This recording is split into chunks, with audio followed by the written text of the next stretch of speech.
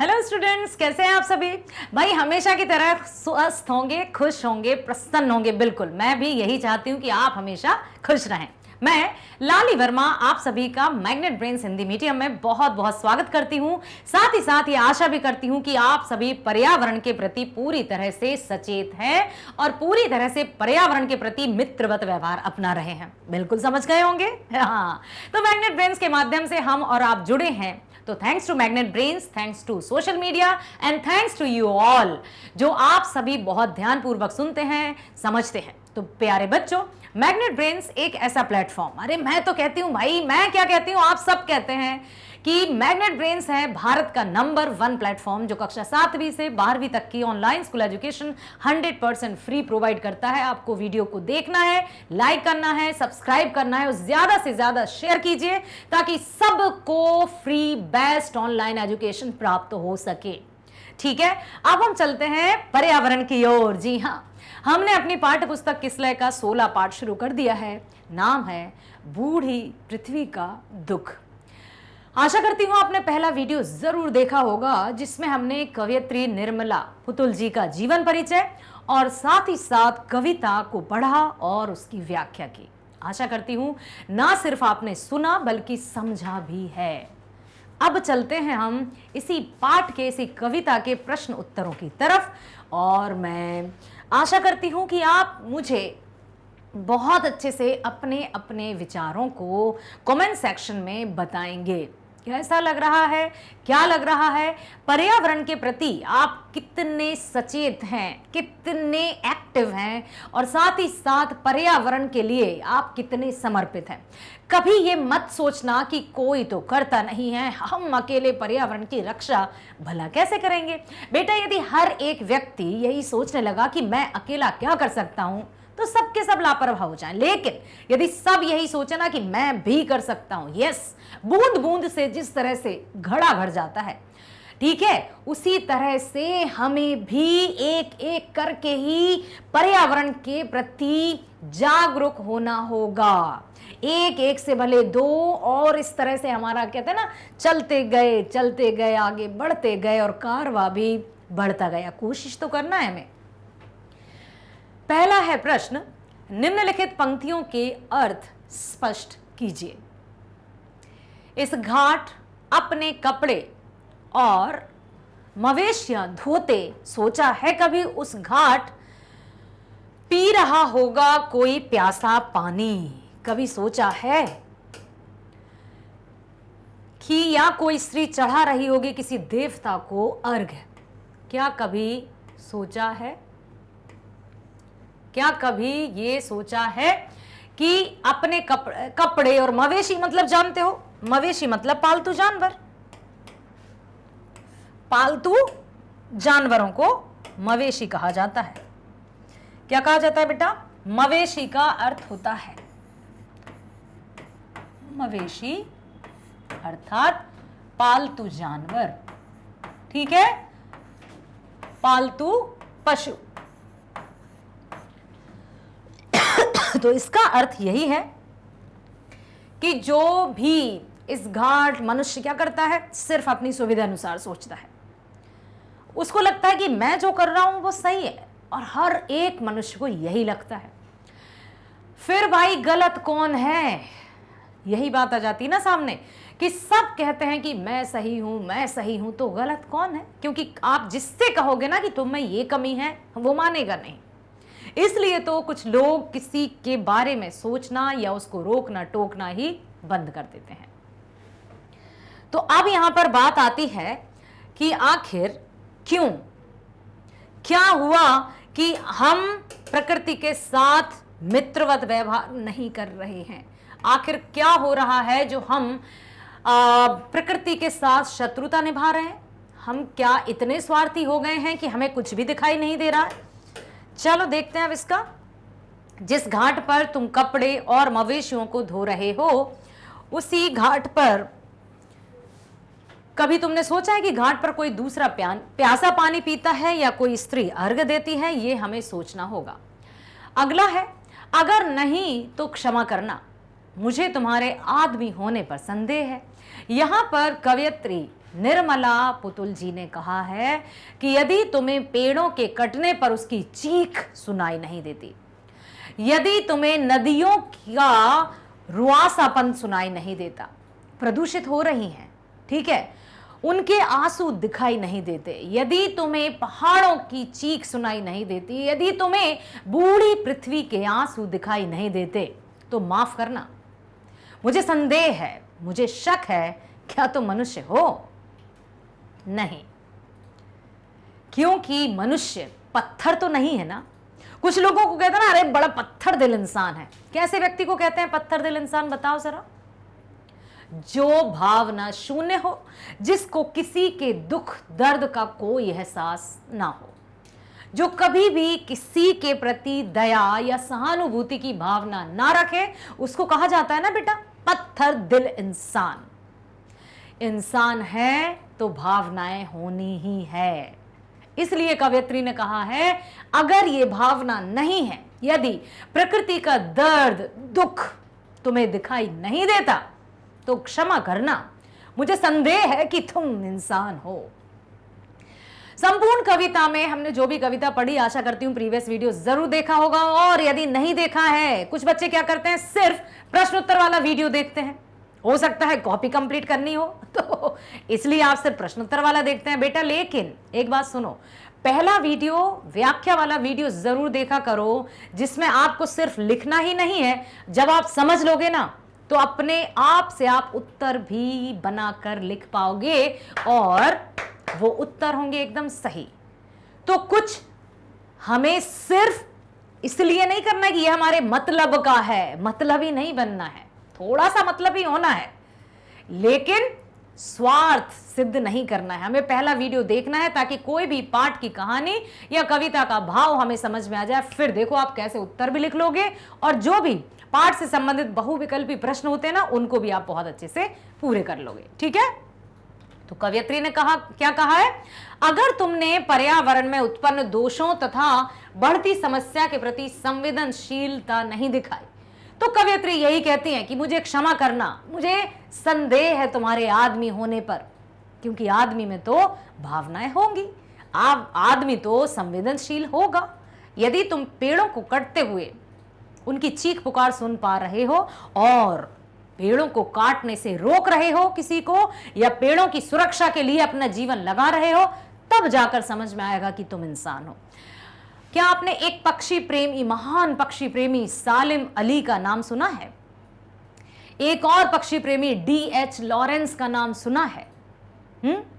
ये ऐसे पक्षी प्रेमी थे, ये महान पक्षी प्रेमी, प्रसिद्ध पक्षी प्रेमी रहे हैं। कौन कौन? D.H. लॉरेंस और सालिम अली, जिन्होंने संपूर्ण जीवन पक्षियों की रक्षा और सुरक्षा में बिता दिया। हमेशा मतलब यदि हम बात करें सालिम अली की, तो वो उनके गले में हमेशा दूरबीन लटका रहता था। दूरबीन जानते हो बेटा? दूर दूर तक वो यही देखते थे कि कोई पक्षी किसी खतरे में तो नहीं है। और ये पक्षी प्रेम की उनकी भावना कब जागी थी? छोटे से थे, जब वो अपने मामा की एयर गन से खेल रहे थे कि अचानक उनकी एयर गन से एक गौरैया घायल होकर गिर पड़ी। फिर क्या था, सालिम अली ने उस गौरैया जानते हो ना, चिड़िया, उसको उठाया, उसकी देखरेख की, उसको स्वस्थ किया और उड़ा दिया। बस तभी से उन्होंने निश्चय कर लिया कि मैं अपना संपूर्ण जीवन पक्षियों की रक्षा और सुरक्षा के लिए बिताऊंगा, और उन्होंने ऐसा कहा, किया। कक्षा 9वीं NCERT में है सांवले सपनों की याद पाठ, उसमें बहुत अच्छे से लिखा है कि सालिम अली एक टापू की तरह नहीं, बल्कि अथाह सागर की तरह उभरे, जो संपूर्ण जीवन प्रकृति की रक्षा और सुरक्षा के लिए व्यतीत कर दे, वो है मानव। तभी तो कवयित्री ने कहा है, यदि प्रकृति का दुख दर्द सुनाई नहीं देता है, तब तो फिर आदमी होने पर भी संदेह है। अगला है, नदियों के रोने से क्या तात्पर्य है? भाई, नदियों के रोने से क्या तात्पर्य है? नदियां भी रोती हैं। हाँ, कोई तो यही सोचेगा कि इंसानों को रोते सुना है, कहते हैं भाई रोते हुआ व्यक्ति है, उसकी हमें मतलब हेल्प करनी है, उसके आंसू पोंछना है। लेकिन नदियां भी रोती हैं, कैसे? नदियों को जो प्रदूषित कर रहा है वो कौन है? कौन होगा भाई? जो अपने आप को सर्वश्रेष्ठ मानता है। किसमें? हक जताने में, अधिकार जताने में, सत्ता जताने में, अपना स्वार्थ सिद्ध करने में। सिर्फ इन बातों में वो खुद को बड़ा मानता है। लेकिन सर्वश्रेष्ठ का अर्थ होता है भावनाओं में भी सर्वश्रेष्ठ, सहायता में भी सर्वश्रेष्ठ, लोगों के दुखी जीवन में खुश या उसके आंसू पहुंचने में भी सर्वश्रेष्ठ, सहानुभूति समानुभूति भावना प्रदर्शित करने में भी सर्वश्रेष्ठ। तब जाकर वो सर्वश्रेष्ठ कहलाता है जब वो पूरी तरह से संवेदनशील रहता है और हर एक जीव जंतु पशु पक्षी वृक्ष लताएं सबके प्रति संवेदनशील हो, तब वो सर्वश्रेष्ठ कहलाता है। लेकिन यह मनुष्य सर्वश्रेष्ठ होने का अर्थ ही कुछ अलग ले गया। उसको लगता है कि मैं बोल सकता हूं, मैं चल सकता हूं, मैं अपने विचारों को एक दूसरे से व्यक्त कर सकता हूं, मैं अपनी बात को रख सकता हूं, तो अब मैं कुछ भी कर सकता हूं। बस ये गलत फहमी हो गई है उसे, और इसी का खामियाजा भुगतना पड़ रहा है प्रकृति को, जहां सब रोते हुए नजर आ रहे हैं। पेड़ चीख रहा है, नदियां रो रही हैं, पहाड़ बिलख रहा है, कंपन कर रहा है, और बूढ़ी पृथ्वी आंखों में आंसू लिए रो रही है, दुख जता रही है। पर्यावरण बिगड़ने से नदियां सूख रही हैं। ठीक है, अच्छा आप बताओ कि आप जहां रहते हैं वहां पर कौन कौन सी नदियां थी हैं? और आप अपने पेरेंट्स से पूछिए, अपने मम्मी पापा से पूछिए, यदि घर में दादा दादी भी रहते हैं तो उनसे पूछिए कि पहले जहां आज घर बने हैं, जहां इतना सारा विस्तार हो चुका है मनुष्य का, वहां पहले क्या था। पूछिए उनसे कि क्या नदियां कहीं आसपास बहती थीं और आज उनके जल स्तर में कितना परिवर्तन आया है, वाटर लेवल कम हुआ है या ज्यादा। पूछिए उनसे कि नदियों का जल स्तर बढ़ा है या उसमें कमी आई है, और कमी आई है तो उनसे पूछिए बेटा, भले ही उन्होंने किताबें नहीं पढ़ी हैं, किताब में पर्यावरण रक्षा की बातें नहीं पढ़ी हैं, लेकिन फिर भी वो हमसे तो अच्छा ही जानते हैं। वो बताएंगे कि किस तरह से नदियों को प्रदूषित किया जा रहा है और क्यों नदियां सूख रही हैं, और क्यों पहले नदियां भरी भरी रहती थी, मतलब पूरी तरह से कल कल करती रहती थी, खुश रहती थी, चहकती रहती थी। पूछना उनको, और मुझे कमेंट सेक्शन में बताओ कि आपने किससे पूछा, क्या पूछा, और उन्होंने आपको जवाब क्या दिया। तो पर्यावरण बिगड़ने से नदियां सूख रही हैं, नदियां कूड़े करकट से पट रही हैं। पट रही मतलब पूरी तरह से कूड़ा करकट भर रहा है उनमें, समझ रहे, पट रही हैं वो, उनका पानी गंदा हो रहा है। इस प्रकार नदियों में जल की कमी तथा नदियों का गंदा होना ही नदियों के रोने का तात्पर्य है। पाठ से आगे है, पृथ्वी को बूढ़ी क्यों कहा गया है। बताइए, पृथ्वी को बूढ़ी क्यों कहा गया है? जवान क्यों नहीं कहा गया, युवा क्यों नहीं कहा गया? बूढ़ा किसका प्रतीक है? एक युवा व्यक्ति और एक बूढ़े व्यक्ति में अंतर क्या होता है, बताइए।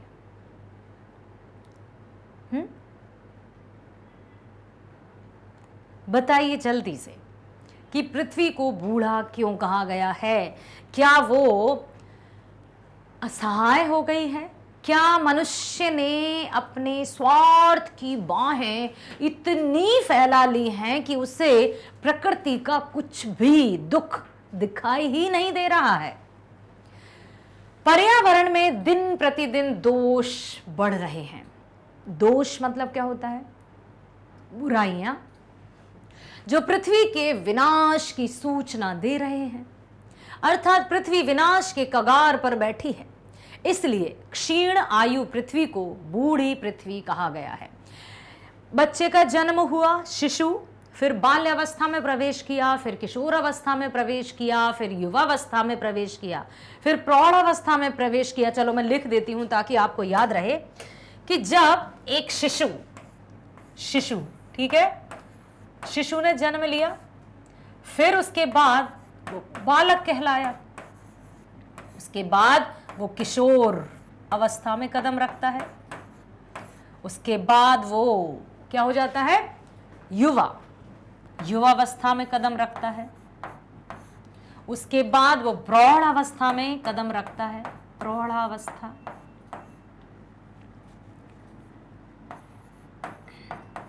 उसके बाद वो जाता है वृद्धावस्था की ओर। ठीक है, ये हमारे मनुष्य का क्रम है कि जैसे ही कोई बूढ़ा होता है हम अनुमान लगा लेते हैं ना कि भाई अब इसकी आयु या अब ये परलोक सिधारने वाला है।